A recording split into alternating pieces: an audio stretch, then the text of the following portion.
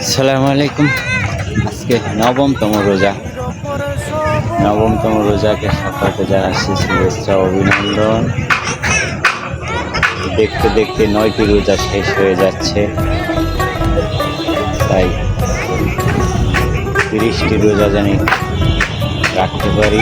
আল্লাহ তাআলার সুস্থতা দান করবেন, যেন 30টি রোজা সই সালামতে রাখতে পারি। রোজাও জানি ভাঙা না যায়, পাশে নামাজ জানি পড়তে পারি ঠিক মতো, 30টি রোজা জানি রাখতে পারি। আমাদেরকে সেই তৌফিক দিবেন।